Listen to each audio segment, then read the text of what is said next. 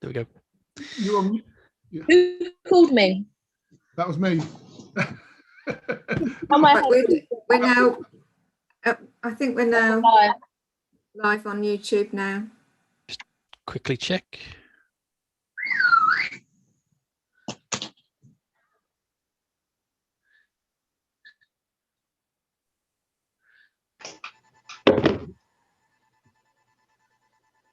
Lag, but we do seem to be streaming. Yeah. Yep, we are live.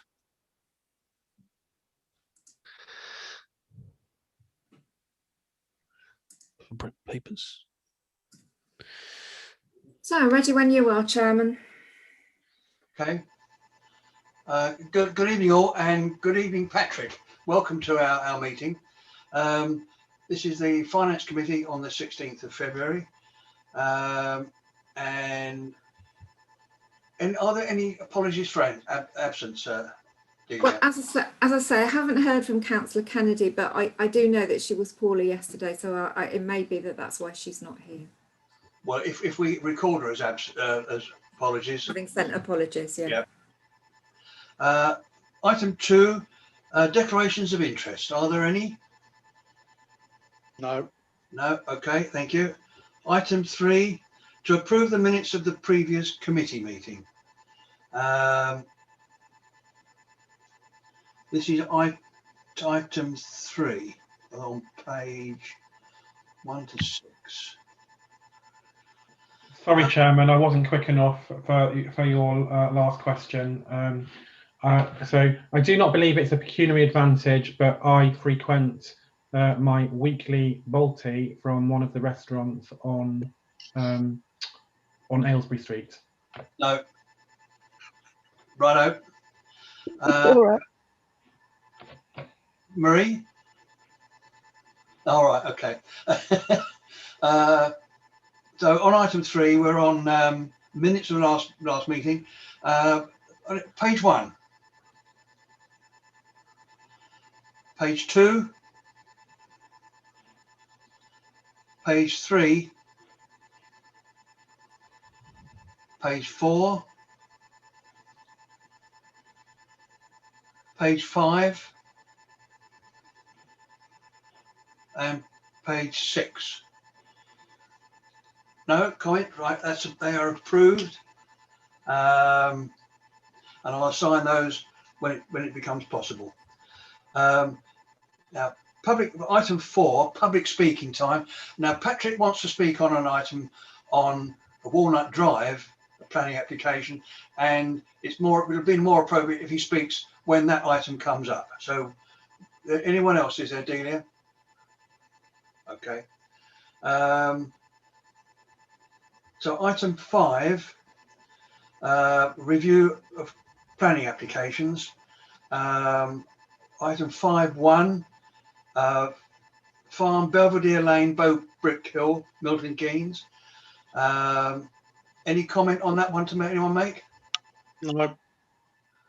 Right. Item 5.2, Morsters Arms, 45 Aylesbury Street, constructions of 3 dwellings in rear car park. Any comment from anyone? No. Ed? Yeah, I've just got a comment. So this particular car park that is the Maltsters Arms, it's currently there's 17 spaces that will be replaced by 3 dwellings.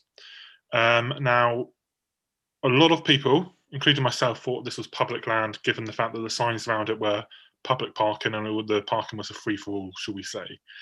I'm concerned that this development, in the location it is in, with little street parking around, because of the nature of the houses, they don't have drives, etc., and also the nature, the high street element of Aylesbury Street.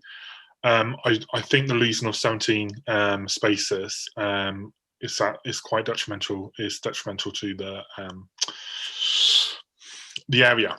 So on that grounds, I think as a council we should be considering whether we oppose it. I mean, I'm sure at some point the developers may well do something different with the parking if it gets rejected on this grounds. But I think on the basis that we're losing that public amenity of 17 public parking spaces, so we should be looking to object to this. Okay. I'll second that, Ed. I must admit, I too thought it was public parking space. It has surprised me considerably. And I think it's a detriment to the well-being and the livelihood of the surrounding area, particularly the commercial area. And I think we should object to it on those grounds. Now, whether they are bona fide grounds for objection, I'm not quite certain. But I think that's certainly the grounds we should start on. Are there any other comments anyone wishes to make? Ethan? Chairman, I also have parked my car there and also thought it was public land. And I am really concerned about the development in this area. I'm sure everybody kind of knows it, but it is surrounded on one side by, an ice cream warehouse operation and the former public toilets on the right hand side. I think this would be overdevelopment of this area. And I think based upon my kind of walking of the area, these three dwellings would be in very close proximity to other dwellings, and I'm really concerned about that. I'm also concerned that the if you like road or entry behind the shops, it's not a suitable place to put three houses. And I'm really worried for the sustainability of the shops in that area. A loss of 17 spaces would not be good for their business. And we, our council, I believe, we're all about supporting the town centres that we've got in Bletchley and Bunny Stratford. Thank you.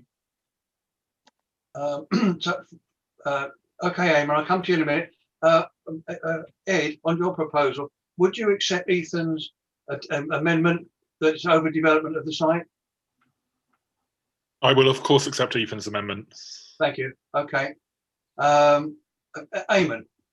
Right. You hear me okay? Yep. Yeah. If they wish to, they could put a fence off, cutting both car parks off, and open up the left-hand side of the Maltsters for their entrance. They could just seal the car park if they wanted to, but they're not going to do. They've converted the toilets to a living space. The two spaces there, or the three spaces they're going to take up, I can't see any problem with, because there's at least 30 cars in there that belong to the garages. They don't belong to anybody else. We've lost all the parking on the front because somebody's stolen the signs. So there's still plenty of parking. And they're actually, the car parks are owned by three people. That's split into three parts. But if they really wanted to, if we knock back this construction, they could actually, quite rightly as well, if they took the planking that they've got on the left-hand side where the gates are in the Maltsters, they could open that back up to a driveway like it used to be and seal that car park off. Okay. Any other comments from anyone? Can you take your hand down, Eamon? Yeah, sorry. Thank you. Okay, mate. Any other comments? Sorry. Right. Those in favour of the objection. I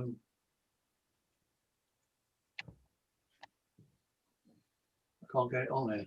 Could I just clarify? I'm sorry, I've been a bit slow there. I was on mute. Could I just clarify the grounds for the objection? We've got lots of parking spaces, overdevelopment of the site. Did it include, I suppose the sustainability of the shops is included with the loss of spaces? Yeah.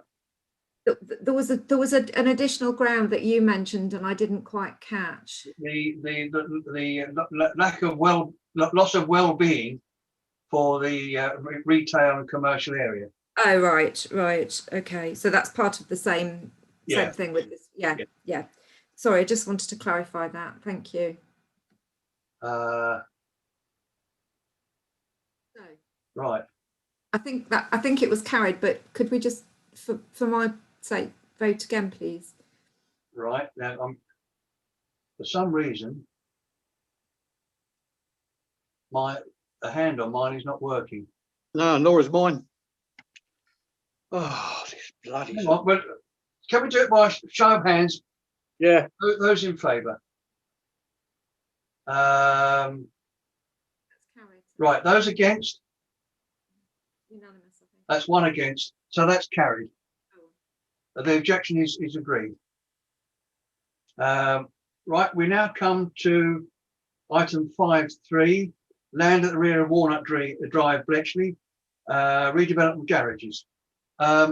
Patrick, do you want to start off? Yeah, I can start. Thank you. Good evening. I'm here to speak on behalf of the residents of Walnut Drive tonight to raise our concerns on the planning application to replace the existing garages. As the residents, we understand the council's concerns regarding the antisocial behaviour, fly tipping and arson of the garages, and we do not dispute that the need for development of the area, but we do have major concerns regarding the current plans. Firstly, the police have already put their objections into the Milton Keynes Council. Their concern are the natural surveillance of the parking bays in the development, as only one house will overlook the car park. All the other houses are out of sight. This means that the secluded nature of the car park is concerning and will lead to a continued hotspot for crime. This is also highlighted in the police objection, where they're concerned that the through path will increase the likelihood of crime and antisocial behaviour going unchallenged. Secondly, the residents are concerned about the suitability of the current plans and how they will intrude on the privacy of the residents' homes. The new development of houses will be built within 1.5 metres of the existing boundary, with first floor full length windows, which will overlook the existing homeowners' gardens. This will also give direct views into the kitchens and master bedrooms of the existing homes. Alongside this, the new development will have first floor verandas, which again will give full view to the current homes' gardens. This to the residents is an unacceptable level of intrusion to the privacy of their homes. Thirdly, we received our first notification of this development in July 2020. We were informed that there were no plans in place and that a resident consultation would take place. I personally emailed Emily Darlington at the time, and her written response was, and I quote, "The current idea is for some family homes to be built in their space. Obviously, the path would need to be protected. I'm going to write to all residents with draft plans, and there will be a formal consultation with residents before any building takes place." I can confirm that there was no resident consultation has taken place and no draft plans have ever been received until the planning application was made public around 2 weeks ago. This is very disappointing. As previously stated, the residents do not disagree with development of the garages. The residents have a suggested plan for the development of these garages, which should take into consideration the council's concerns, the police concerns, the residents' concerns, and the need for social housing. Our suggestion would be 2 to 3 bungalows where the current garages are, and 4 flats front facing Aylesbury Street next to the dentist. This is a more suitable suggestion, and it still provides 6 to 7 homes compared to the current 5. Residents' concerns about privacy is reduced due to the 1-storey bungalows, and it would support the police's antisocial behaviour concerns regarding the car park, as all 4 flats and 1 bungalow would become the natural surveillance. I urge the parish council to request a change to the current plans and to work with the residents to resolve the situation. Thanks for your time. Oh, thank you very much for your presentation. Patrick, I find that very helpful. Thank you. Any comments from anyone? Anyone want to kick off? Okay, let me kick it off then. I must admit, I was going to support this application, but I think that the comments that I've heard tonight from Patrick are extremely helpful and have helped me develop proposals. I'm very, very surprised at the reaction of the residents, in as much as that they haven't objected solely to any development, but this particular development, and they would presumably, from the talk that Patrick's given us, they would support a different type of development. Now, in that regard, I therefore would propose, I would suggest, so that we can get discussion going, if anyone wants to come in, that we object to the proposals on the grounds highlighted by Patrick on behalf of the residents, and that we support the development of an alternative development in the style suggested by the local residents. Right, can I push it open? I'll start with you. I'll start with you, Ed. Can you come on? Yeah, no, I'll start. like Keith, I really wanted to support this development in terms of the principle of the development. It's actually good. It's a good way of using the space that had been previously causing negative impacts on local residents through the antisocial behaviour, through the fires, through the fly tipping and the nature of that site. And I really thank Patrick for contacting me last week before I had looked at the plans in detail, to be fair. I'm actually really disappointed in the plans, and I think there's so many, all of the issues which Patrick have raised, I think are really important issues. And I think as a town council, we should be objecting to this. The nature of those, the walls is going to be that it's going to be 3-story, which was probably about 9 meters high, right at the end of your at the end of these gardens. And I just don't think it's. I think with the lack of light that will come through, especially in the evenings and that with that direction that you're in, it's problematic. And who wants a massive great solid brick wall at the end of your garden, 9 meters high? So I think on that grounds, I think we should be opposing, and around the crime, the issues that the supporting the comments maybe of Thames Valley Police. I think we also need to write to the housing department at Milton Keynes Council and suggest maybe we could assist with working with the residents to try and come up with an alternative that will work for everyone, that will support the development, some form of development on the site, so we can get rid of those garages. Whilst I do understand that there are challenges in terms of actually for the council teams, financing homes is the preferred option at the moment, and for making a return on it. But I think the views of the local residents need to be taken into consideration, and consultation prior to any planning application should have happened. Okay, thank you, Ed. Ron? You Ron? Ed. He's Ron, gone. do you want to come in? Oh, there he is. Yeah, it's frozen, isn't he? Yeah, you're all right. Go on. You were frozen. All I think we frozen. lost him. Oh, he's there still. Councillor Hayne, who's frozen at the moment. Perhaps I Ron, know. Shall I come back to you later? I'll go to Ethan first. You're on mute, Ethan. Thank you, Chairman. On the face of it, I think that these plans are really well designed. They look very nice. However, I think they'd be better if they were somewhere else. I think that it's not very often that we see objections from the crime advisor at the police, and actually, I don't think that I've seen a stronger objection from them ever. That they believe that it's contrary to the MPPF section 12 and also MK policy D1. I think the concerns are really strong. So I agree with all of the other points that have been made with this regard, and thank you very much for the residents who, clearly are not trying to act as a NIMBY and have come up with some alternative proposals, which I think should be considered. Thank you, Ethan. Ron? Oh, great. Can you hear me okay, Keith? Yeah, we're on now. Yeah, I was with you first. So when I first looked at it, I thought, yeah, great. And then I realised the police was objecting as well. And when you look further into it, Wonder Milton Keynes Council got these guys paid a lot of money to do these plans and whatever. And the residents have come up with a total better idea, So I feel strongly myself now. The residents have come up with this great idea, and I can't understand why Milton Keynes Council, knowing the police are not happy with it. It's beyond me why they brought this forward, and they've not spoken as a group to the local residents. We know overlooking don't mean a thing nowadays. With planning, we all know that. But it seems weird to me that Milton Keynes Council haven't got in touch with the local people, and they're just trying to bombard this one through with no fault. That's all it is. Okay, Ron, thank you very much. Eamon, did you want to come in? Yeah, can you hear me okay? Yeah. Yeah. Well, I'll have to disagree with Ethan, because I think they're bug ugly. And I think they ought to come up with a different design altogether.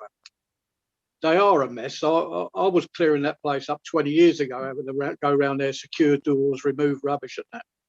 And it's been a long time coming, but I'm sure they could come up with a better design than that. They just look like a load of offices to me. That's it. Thank you, Ron. Thank you, Eamon. Any other comments? Can you take your hands down, Ron and Eamon? Yeah, I'm Yeah. struggling to get it down in a minute. It won't come down. Okay. Any other comments? Okay. Well, we've got an objection to this proposal on the grounds listed by Patrick on behalf of the local residents, but that we support the alternative development in the style proposed by the local residents. Is that agreed? Can I have a second? Chairman, I think it's quite difficult for you to support plans that you haven't seen. I think we need to just word it carefully. We just need to word it carefully. I've listed the grounds as the community safety grounds, the suitability of the plans, the intrusion on privacy and overlooking and light. The lack of, I've noted the lack of consultation. And then the other ground that was mentioned was design, but there seemed to be a mixed view about design. So I don't know if that's to be included or not. Okay. Ed, you're going to come back? Yeah, I mean, probably wouldn't necessarily include design. I think design is always subjective as well, very, very subjective. The one thing that I would say is, instead of maybe saying actually we'll go forward with the residents' suggestion, actually put in an offer to Milton Keynes Council actually that we're happy to work with Milton Keynes Council and the residents to come up with an alternative solution. Nice one. Yeah, like that one, Ed. Thank you. Keeps it open a little bit in terms of what can happen. Okay. Patrick, I know it's unusual. Do you want to come back on anything? No, I'm quite happy with everything that's been said in the objection that's being put through. So, all right. thank you very much. Thank you very much for that. Those in favour of the proposal? Chief, I think Mike just had his hand up. I don't know if he was waiting to vote or whether he would say something. Michael? Did you want to come in, Mike? I beg your pardon. I missed you completely. Yeah. It was just about to confirm the wording, really. I was trying to come in on the wording because yes, I want to object on the grounds of security and the invasion of privacy, as the clerk has actually put it down, and yet everything but the design. Okay. Right. So, those in favour of the objection? That is that's unanimous. Thank you. Patrick, you're most welcome to rejoin on the YouTube.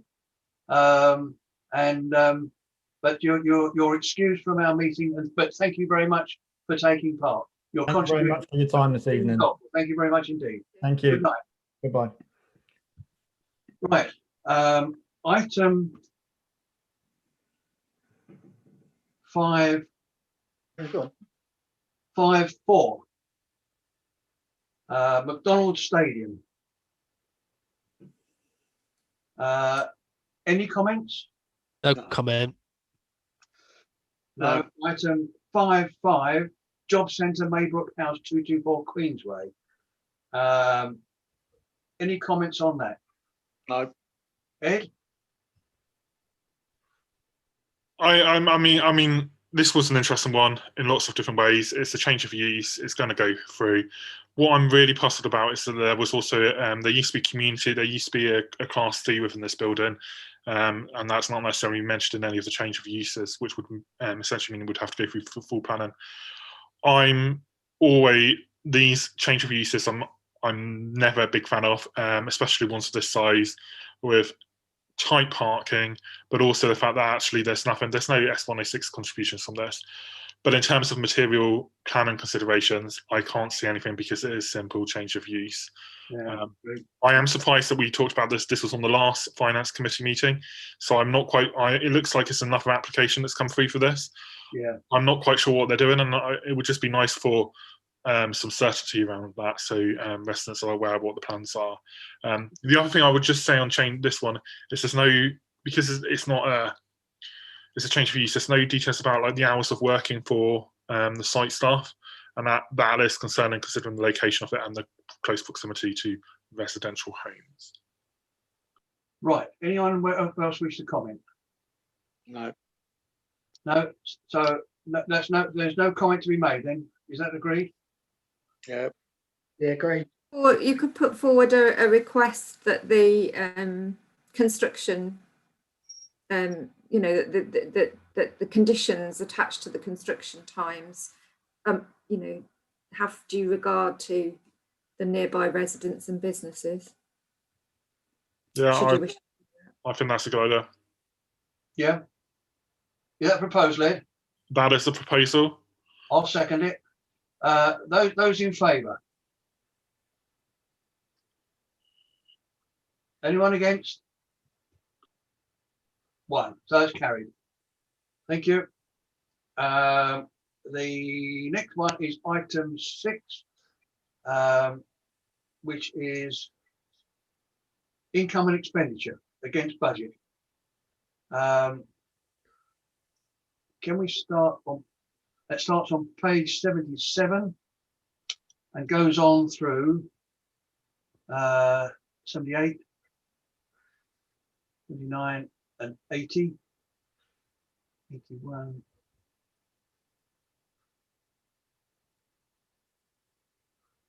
I'm sorry if I'm taking time, but I'm not on my own. I'm on the tablet. It's not working very well. Right, that's up to page 85. Any other comment on any of those items? Right, thank you. Item 7, balance sheet to as at the 31st of January.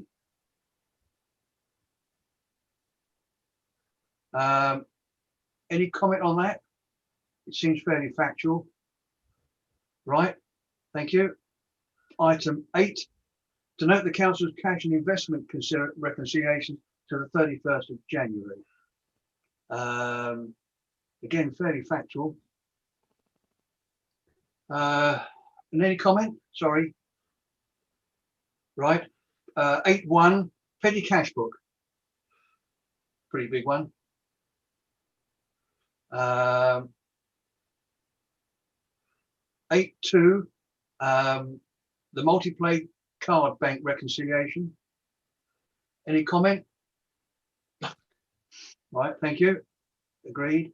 Item 9, a list of payments to be made by the 28th to the 28th of January. Sorry, 28th of February. Any comment on any of those? Anyone unhappy about anything? It's all fine, Okay. from what I can see.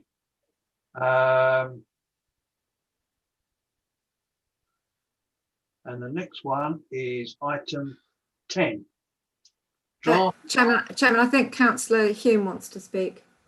It's just on the end of item 9. Is it me, or are the payments a lot less than they are in most other months? Now, I'm just asking the question: is there any reason for why they're much lower? There could be many things, but it's just something that I noticed. Usually they're a few pages long. Yes, I think it's because we're coming towards the end of the financial year, and nearly everything, we've been making an effort to pay everything, but also I think there are still some payments that are outstanding that haven't gone through, which we'll be able to talk about when we come to the issue of the authorisation of payments, which is on the agenda a bit later on. I don't think it's anything particularly untoward. I think it's just that a lot of the payments have been, a lot of the payments of the year have been made, and there have been some delays with authorising payments that are due, and that's why they're not appearing on this list.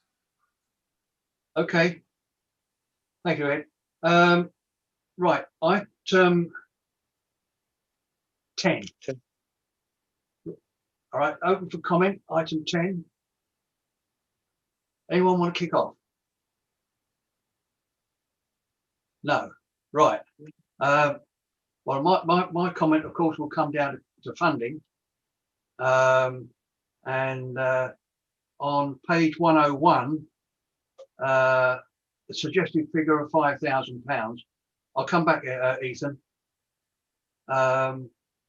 towards community fund for the town council. Could be allocated from the community grant budget or from reserves. And if just to remind everyone of what we've taken out of the reserves already, over £100,000. So if you're going to do it, I would suggest that you take it out of the grants, which you have a budget of £28,000 allocated for next year, and that it comes out of that. But of course, it will reduce any other grant funding your application consideration for other applications you may get in the future. Ethan. Thank you, Chairman. I have a different view. I do want to support this. I was going to suggest it came from reserves because I see a long-term partnership with this organisation as being an activity which could regenerate, which could add to the regeneration of Bletchley and Fenny Stratford, but also kind of brings a use to the water that runs through Bletchley and Fenny Stratford. And I do believe that we are one of a small number of parishes in Milton Keynes that do have this, this water that runs through our parish. So I think that's really important. I think it's an investment, and we should be taking the money from reserves. I would not want to reduce the amounts available to other community groups or grant applications. I think it's important that we continue to do that. Okay, thank you, Ethan. Any other comment coming in? Could I just mention that there are still some funds in this year's community grant budget that haven't been spent, although not a huge amount. Right, any other comment? Michael? Ed was first. Sorry? Ed was first. Oh, beg your pardon. Ed, go on then. My question was, Deanie, how much is left in the community grant? I mean, it will go into general reserves anyway at the end of the year, so actually, it's kind of a not a major point. But if it's £5,000 per year, that's £15,000, and I think our community grant budget would cover that. But the money would go into general reserves at the end of the year, so I think I'm talking potato. That's not the right saying. But I think there's certainly well over £5,000 left in the community grant budget. I think we could use the rest of the money for this year, but also take then the rest out of reserves, certainly for maybe for the next 2 years, or we budget for it as we consider our budget at the end of the year. But yeah, no, I support. I don't think we should be taking them out of the general, out of the community grant funding for the next financial year. Michael? No, that covers it for me. That covers it? Righto. I mean, I just like to remind everyone, presumably if you take the £5,000 out of the grant this year, you don't want to do it next year or take it out of reserves next year.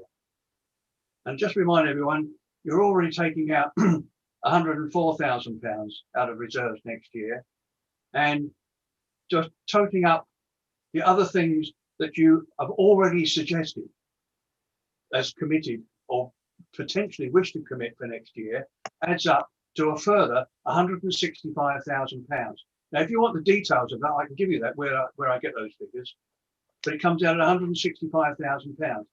Now, that is more, with adding on the taking money out of reserve, that is all more than your total general reserves that have been built up over the last 20 years. You're going to get rid of that in a year.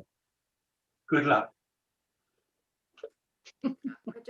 I would just like to point out that we will be adding to general reserves at the end of this year. There's only another month, 2 months of figures to go. And I think it's likely that we'll be adding to the general reserve. And you also need to take into account the earmarked reserves when reviewing the overall reserve position. Chairman, can I make a proposal, please? Certainly.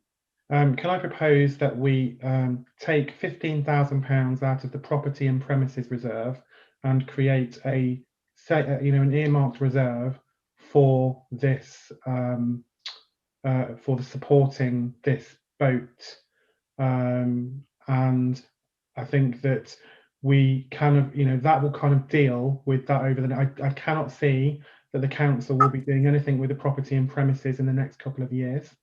Not to that level, and I think there's just under £500,000 in that earmark reserve. Righto, yes, that's a proposal. Do I have a seconder for that? Richard? Okay. Any other comment anyone wants to make? Right, those in favour of the proposal?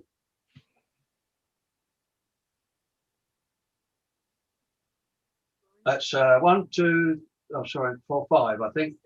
Six now. 6. Right, those against? 1. Right, that's carried. Good luck with that. Right, item. Sorry, I've lost where we were now. Item 11 next. Item 11. Thank you. Yeah, the banking situation. Can you? Are you going to start with that, Delia? Oh no. Yes, you're going to go through that, Delia. Yes, certainly. I don't seem to have the. I'm just checking to make sure I've got the report, which I don't appear to have. Right, so the current situation with the Town Council's banking arrangements is that we have only 2 signatories, 2 councillor signatories on the Unity Trust current account and the Unity Trust deposit account. So we only have 2 councillors who are authorised signatories. That means because we use a dual councillor signatory authorisation procedure, that means that every week it falls on the same 2 councillors to authorise the bank payments. And if one of the 2 councillors is unwell or for some other reason cannot access their IT or something like that, it means that urgent payments can't be made. And this has happened in the last few weeks on more than one occasion. It's not been possible for one or other of the signatories to authorise the payments. And we have nowhere else to go to ask anybody else to authorise the payments. We did earlier last year, during the year last year, I brought this to council and 3 councillors were agreed that they would become additional signatories.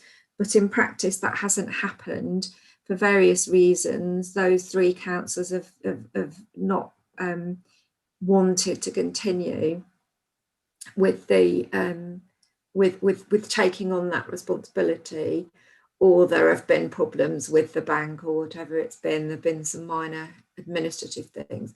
But the situation we're in now is that we can't make an urgent payment unless both the 2 councillors are available.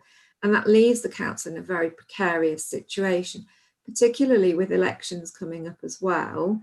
I mean, there's always an issue when there are elections because we always have to change the bank signatories. But normally, if you've got a reasonable number of authorised signatories, the chances are that there'll be a couple who'll be able to stay on the bank account following the elections. So we've got a problem there. Now, one way round this, and I'm not advocating this, but I'm just putting this forward because it is an option that you can consider. That the rules always used to be that there had to be 2 councillor signatories to authorise every bank payment. And that was in the days when we were reliant on cheques and there had to be 2 physical signatures from 2 councillors. Now the legislation has changed. It changed some years ago, and it is a matter for each council to decide on its own internal security. So every payment must be authorised by 1 councillor, but some councillors take the approach that they will have an officer and a councillor sign payments, authorised payments, rather than 2 councillors. Now, I don't particularly want to be an authorised signatory on the bank. I don't think it's ideal by any means. I would prefer complete segregation, and I would prefer not to authorise any payments except the payments that I already authorise using the council payment card, which can be used for the equivalent of petty cash payments. So I'm not promoting that idea, and my preference is not to be made an authorised signatory on the bank. But we do have to find a solution to this problem. And that is one option which could be looked at. It would have to be agreed by full council. But the Finance Committee really needs to pick up this issue and decide what it wants to do to help us get through this, because we just can't manage with only 2 signatories. Right, thank you, David. Who currently are the 2 authorisation signatures? It's Councillor Kennedy and Councillor Graham. Right. And Councillor Graham is very religious about going onto the bank every Friday and authorising all the payments very promptly. Right. Do they do that as individual councillors or as chair and vice chair? They do it as individual councillors, members of the Finance Committee. Right, okay. That's the capacity in which they were appointed, not as chair and vice chair. Okay, thank you. Right, anyone got comments? Anyone want to come in? No. Richard? You're on mute, Richard. Michael, Councillor McDonald was first. Go on, you won't mind if you go first. Go on. Yeah, I mean, I have spoken to Delia on many occasions regarding signatories and stuff like that. I do understand where she's coming from. I also feel that there needs to be that separation from officers of the council signing on the bank account, because it leaves it open to interpretation, and it leaves them very vulnerable in respect of if anything goes wrong. Full council is absolutely responsible for the public purse or for the finances. It's a shame that we can't get more councillors to come on signatories. Hopefully we can make some amendments there. But I do think that we should be responsible, if we are councillors, for the money and the signatories. It just needs there to be a better process. Also, because of the COVID-19 situation and the internal audits and stuff like that, is one of the reasons why me and Angela was on the bank account, because we was looking at physically all the invoices and making sure they was reconciled. So that's one of the reasons why we was the signatories as well. We was doing internal audits, signing all the invoices and stuff. Speak to that. Whoever does the bank authorisation needs to sign the invoices as well, regardless of which councillor it is. Yeah. Yes, that's what I'm talking about. Thank you, Richard. Michael. Right. As one of those 3 councillors who hasn't made it for a whole number of reasons, I can only apologise. I think it is something we need to look at again. I mean, like I say, I've failed to do this myself for, like I say, multiple reasons. And again, I think it does have to come from councillors only.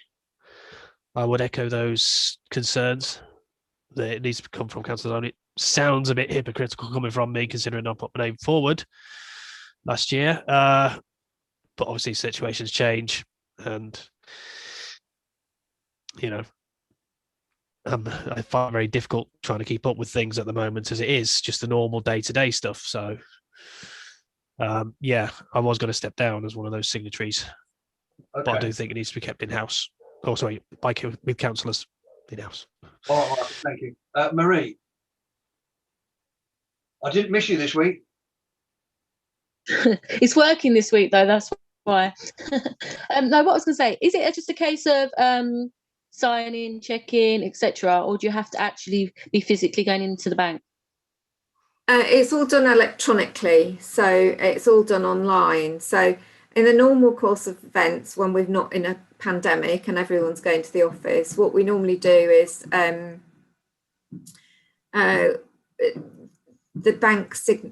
people who are authorising get an email which will tell them what all the payments are on the bank that are waiting to be authorised, and then they go through and authorise them.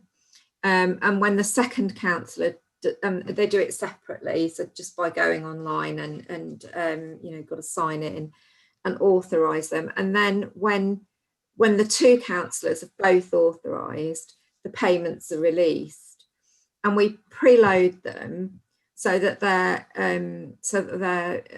they don't get paid until the right date, regardless of when they're authorised. So it's not a question of physically going into the bank, but it is a question of going online to a computer and doing the bank authorisation. And then alongside that, sorry. Yeah. Then Sorry, so it's not even trying to get hold of someone to actually physically sign a bit of a check. No, it's a question of going online. And then alongside that, we ask all the councillors who are authorising payments to actually initial the paperwork, the checks, the invoice, to have sight of the invoices. Now, during COVID, we've not been able to do this as Councillor Graham was saying, we've not been able to do this in the way that we did it in the past, where it was possible to see the invoices first and then authorise. So it's not been done that way round. And councillors have had to sort of ring and say, what's this payment for? And we've either explained it or sent a copy of the invoice or done whatever we need to do before they're authorised. And we've been thinking about the best way to sort of improve that process by scanning invoices and things. But it's just, I think one of the big concerns is that it's resulted in delayed payment, that, you know, not having more signatories has resulted in delayed payments, and small local businesses having to wait for their payments, and that's really not fair when they, you know, when we can't meet their terms and conditions, their payment terms, and you know, we're trying to support local businesses and then we're late paying for them. Right. Okay. Did you want to come in? No, that was it. I just I wasn't sure if it was just a case of signing it because I was nearby all the time. I thought if it was a case of just signing something, I'm quite flexible because I'm always near Spotlight. But if it's not that way, so that it doesn't matter. I was trying to be helpful. Thank you, Marie. Ethan? Hello, Chairman. So I was also one of those three people. The requirements of the bank were quite onerous for me to complete, and for two reasons last year I couldn't do it, because one, I'd moved house and I had to provide something with my new house or details on it, which is very difficult. And the second thing is I have a professional name which I use as a counsellor, and a professional surname which I use in my day job and as a counsellor. And myself, my partner and my son all have a slightly different surname that we use, and it was a bit complicated to explain this to the bank.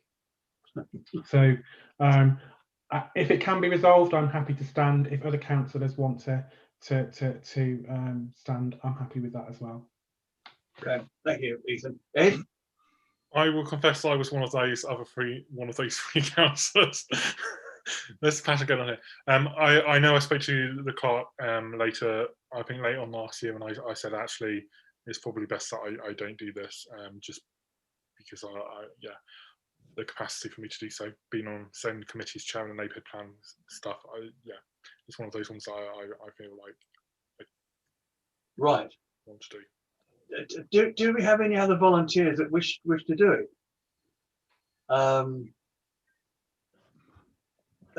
Richard, you've got your hand up still. Oh, you want to come in? Yeah, I just also want to re-emphasise. I mean,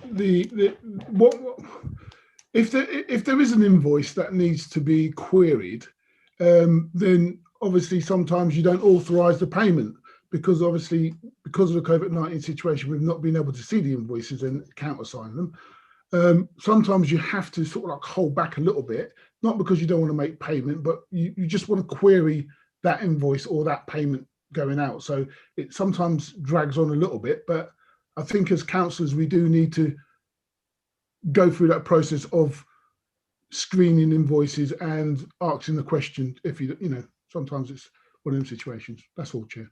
Okay. Marie, did you want to come back? Yeah, I just want to say, just quickly explain why I'm not volunteering, because I do run a community group and there might be an occasion that we do apply for a grant.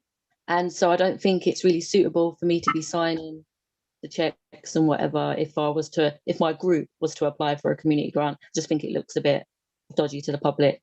So I'm just explaining that I'm not being lazy. I just don't think it's appropriate that I do that. Thank you.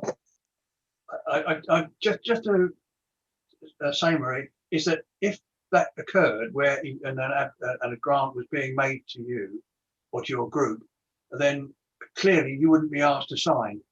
So 2 other councillors would be asked to sign. So you'd be free the vast majority of the time to authorise payments if you wish to. Yeah, I do. I understand that, because obviously we have to do the same with our community group. We have to have 2 signatories. But just for me, I just don't think it's suitable, especially as a learner as well. Yep, just at this time. Fully understand that. Ron. Yeah, I can see where Marie's coming from. That's why I wouldn't volunteer for something like that, because I'm chair of a residents association, and it's not what we think and how we do things, it's what the public think. They think, oh yeah, signing checks to their little game, under the table jobs. You know, it's how other people think. But we've got a lot of new councillors that have just joined. Maybe, you know, let it go to full council and see what 1 or 2 of them think. You know, because people jump in feet first, oh, I'll do this, I'll do that. Then they realise they can't do it, or that for one reason or another they can't do it. As Michael said, other things popped up, and he couldn't do it, you know. So I think let's put it to all the councillors. So, you know, there might be 1 or 2 of them that'd be only too pleased to do it, you know, with the new ones. Okay, Ron. Previously, we've always had members of the finance committee act as authorised, act as the councillors who are doing the authorisation for obvious reasons. But it can be extended to other councillors, of course. Chairman, I was going to suggest that that you, as our chairman of our committee, should be a signatory. You might not thank me for that. And if it can be resolved with the bank, I remain happy to do so. I do sit on other community groups, but I think that I robustly kind of make everyone aware when I believe there is a conflict, and I think it could be managed. Thank you, Ethan. Thank you for volunteering me, Ethan. It's good of you, mate. Good of you. I was trying to avoid volunteering, but I might be quite honest, because elections come up in May this year, and it's whether I stand or not, I don't know. So it could be a bit of a problem. But I mean, okay. I mean, I'll if Ethan's do it, I'll do it. But I will volunteer. I mean, is that a proposal then, Ethan, from you, that you're volunteer? That is a proposal. Okay. I'll second that. Well, I've been cornered. Thanks, Ethan. I'll remember this. I also propose that Keith Ely does stand in the next election. I'll second that. Okay. Ultra virus, I'm afraid. You've got 2 more then. Thank you, Chair. Yeah, thank you, Ethan. Right, thank you for that. Item 12. Disposal of the Christmas lights. Yes, there is no report for this. It's just on the agenda. As you can see, that we've been doing our review of and completing all the transactions to do with the Christmas lights last year, and the lights that were removed from the trees, which couldn't be used, have been assessed.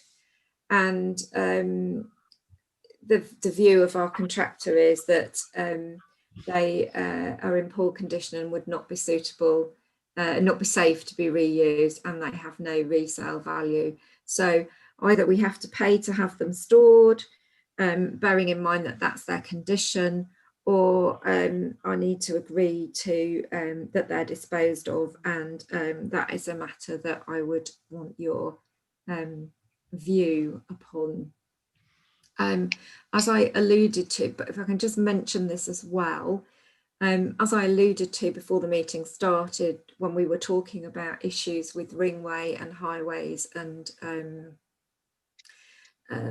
electrical works to the lamp columns and the lighting in Bletchley and Fenny Stratford, we are due to go out to tender for a 3-year contract, or we were planning to go out to tender for a 3-year contract for the illuminations this year.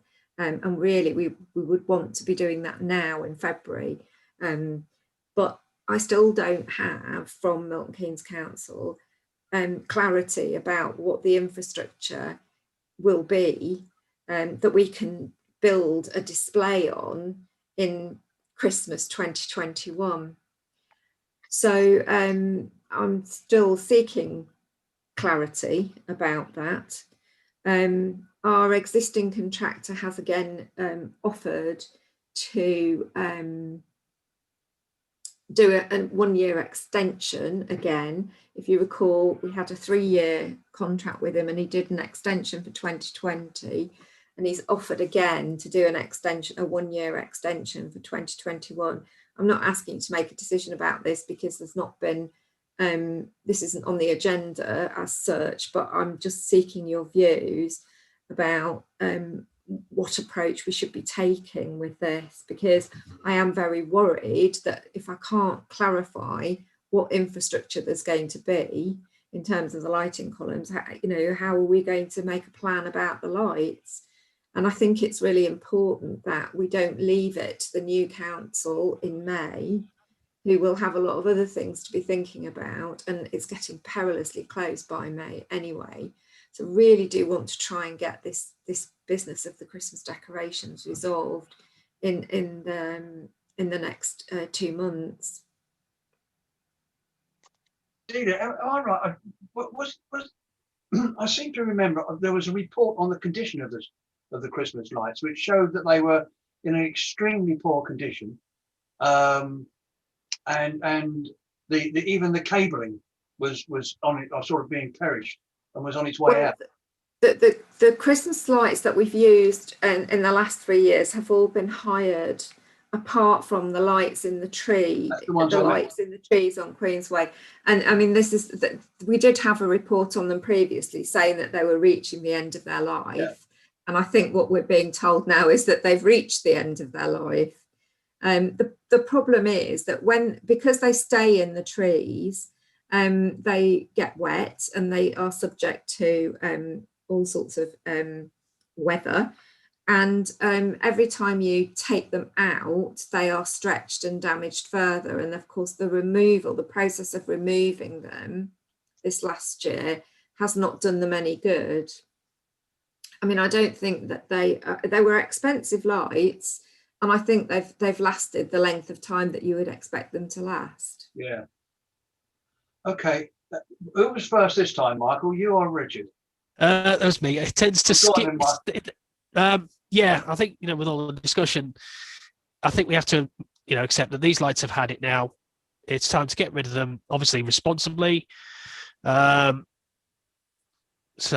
we have to look at that. I mean, otherwise we're just going to cost more and more storage for something that we're highly likely not going to be able to use by next Christmas. So I propose that we would dispose. Okay, thank you, Michael. Richard? Just one question, Delia. How much for the disposal of the lights? Have you got a quote? I don't think they'll charge us for the disposal. Okay. Okay, that's it. Right. Can you take your hands down, Richard and Ethan and Michael? Okay, I'll second the proposal from Michael. Is there any other comment anyone wishes to make? Okay, those in favour of the proposal.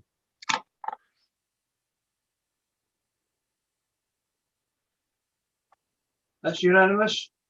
Thank you. So we dispose of the lights then, Delia. Thank you.